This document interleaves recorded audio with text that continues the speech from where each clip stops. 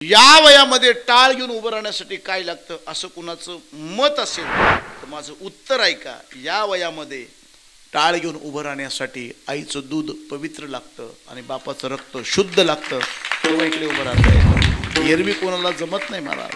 त्यांच्यासाठी एकच शब्द शरद महाराज, धन्य माता पिता तयाची, धन्य माता पिता तयाची, धन्य माता पिता तयाची. आपुलिया हिता धुआसे जागत, आपुलिया हिता धुआसे जागत, हिता धुआसे जागत, हिता धुआसे जागत. धन्य माता पिता तयाची, धन्य माता पिता तयाची, धन्य माता पिता तयाची. त्यांच्या माय बापांना धन्यता आहे. शुद्ध बिजा पोटी, फळे रसाळ गोमटी. बीज शुद्ध असलं की फळ गोमटच येत असतं, आहे की नाही? एरवी नाही येत. लिंबाची झाडा, साखरेचे आळे.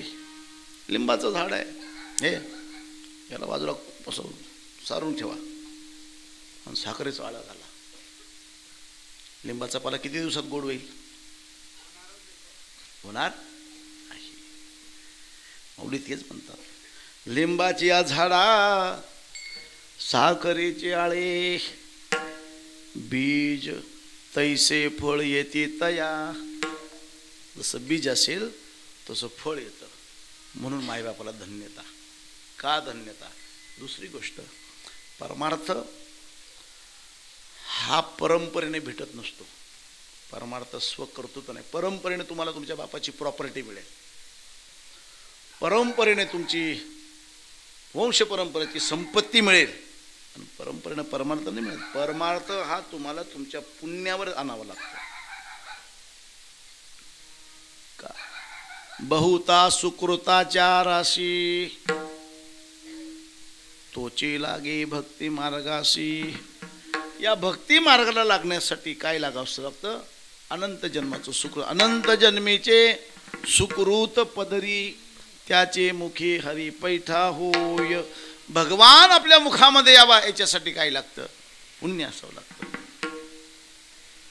आता एवढं मोठं गाव वरखेडी, सांगा किती लोक आले? मग का बरं नाही आले? त्यांची इच्छा नाही का यायची? इच्छा आहे, इच्छा आहे. मग काय असतं माहिती का? कर्म तुम्हाला इकडे येऊ देत नाही. कर्म नाही येऊ देत. लोक म्हणतात आपल्या घरापुढे मंदिर आहे, पण आपण कधी पायरी चढून जात नाही. कौतुक नाही. आपल्या घरापुढे सप्ताह आहे, पण कधी मंडपात पाय ठेवत नाही. असा विचारच करू नको राजा तू. उलट असं मनाला विचार, अरे देवा, असं माझं काय पाप आहे की तुम्हाला मंदिरात येऊ देत नाही? मंदिरामध्ये तोच जातो, परमार्थाच्या दिशेने तोच वाटचाल करतो. काहीतरी त्याचं सत्कर्म आहे की नाही? सत्कर्माशिवाय जमत नाही महाराज. आमच्या जीवनामध्ये आम्ही काय कर्म करून ठेवलंय, त्या कर्माच्या अनुषंगाने आमचं जीवनाची वाटचाल आहे. अन्नमान धन एतव प्रारब्धा अधीन. तुमच्या जीवनामध्ये अन्न, मान आणि धन हे सर्व तुमचं प्रारब्ध सांगणार आहे. तुमच्या जीवनामध्ये तुम्ही काय काय असतं माहिती आहे का? माणसाच्या जन्माला येण्यासाठी प्रामुख्याच्या 3 गोष्टी लागतात. 1, पाप पुण्य समान समी, तैच पावे कर्मभूमी. सारखं पाप आणि सारखं पुण्य असलं की माणूस म्हणून जन्माला येता येतं. 2,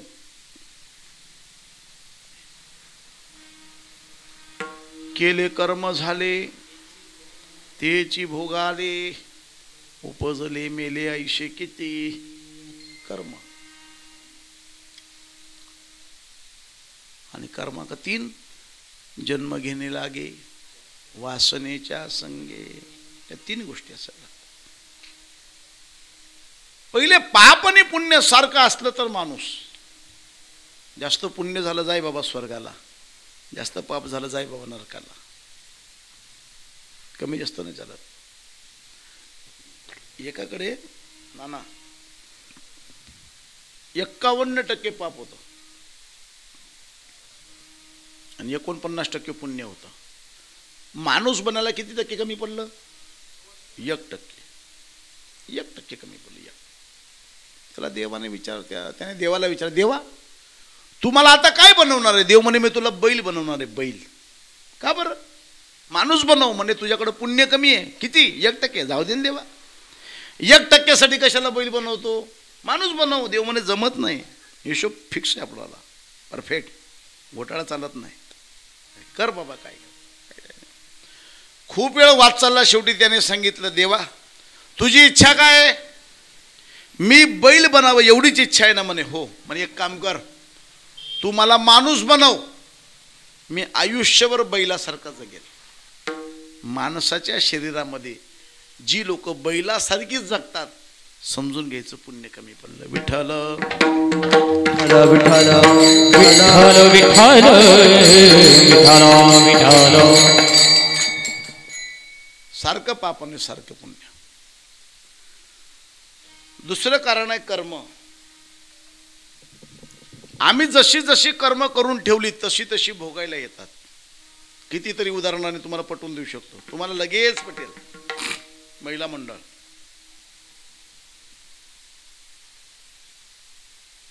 म्हातारपणी सुना शिव्या देतात.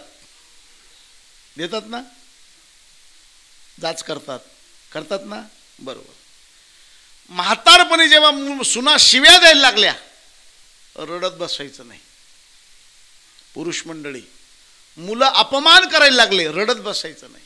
मग डोळे बंद करायचे आणि थोडं मागे जायचं आणि विचार करायचा, मी माझ्या सासूशी कशी वागली होती, मी माझ्या बापाबरोबर कसा वागलो होतो. इथे बसल्यापैकी एका सासूने सांगायचं मला, महाराज मी माझ्या सासूची खूप सेवा केली तरी माझी सून मला त्रास देते. असं जर असेल तर आयुष्यभर फेटा बांधणार नाही. होऊच शकत. जो बोएगा वही पाएगा. ए भाऊ, जे पेरलं ना ते मिळणार आहे. तेरा के आगे आएगा. सुख दुख है क्या फल कर्मों का. जैसी करनी वैसी भरणी, जैसी करणी वैसी भरणी. जे करून ठेवले ना ते भरायला येतं, काही वेगळं कोणी येत नाही. कोण तुम्हाला? पण हे माझं मत नाही, महाराजांचं मत आहे. तुका म्हणे आता देवा किंवा जना का रुसावे, मनाशी पुसावे काय केले. ए काय लोकांना रुसायचं? मनाला विचार, तू काय केलं होतं. हैवनी गर्म बट वाटोळ वेग आमनं आलं, आमनं बद्दल चांगलं होतं म्हणा. पोऱ्या एक चांगला पोऱ्या होता सा, पण तिने बिगाडी टाका. तिने नाही बिगाडा पहिले. तू पहिले जे करत आहे ना हे आहे की नाही, तुझे करून ठेवले ना तेच आहे. मी नवीन माऊल्यांना एकच सांगेल, जुन्या म्हाताऱ्यांना विचारा किती होते त्यांना. कोणाला 4, कोणाला 5, बरोबर आहे का नाही. 4-4, 5-5 होते. त्यांचे दिवस चांगले निघून गेले. याने नाही तर त्याने समायले ना, बरोबर आहे का नाही. त्याने नाही तर त्याने. आणि या इतक्या हुशार होत्या ना बापू, इतक्या हुशार राहायच्या ना, एक तरी बाची सून करून आणायच्या त्या. लाजमकाज आहे तरी समाई बा, बरोबर आहे का नाही. 4-4, 5-5 पोरं होते, कोणी तर कोणी सांभाळून घ्यायचं. आता तुम्हाला किती आहेत? किती आहेत तुम्हाला? एक. यांचे 4-5 होते, कोणीतरी सांभाळून घेतलं. तुमचं एकच आहे झेंडूबाम. तुमचं काय होईल विचारलं कधी? तुमच्यासाठी एकही डायलॉग आहे आपल्याकडे. कोणता? अब तेरा क्या होगा रे कालिया. काय होईल यांचं वालं? विचार करत नाही राव. उलट म्हणा, अरे हिला तर 4-5 होते, हिचे असे हाल आहेत, आपलं काय होईल हा विचार केला पाहिजे. ऐसे का हो न करा काही, पुढे नाही नाश जा.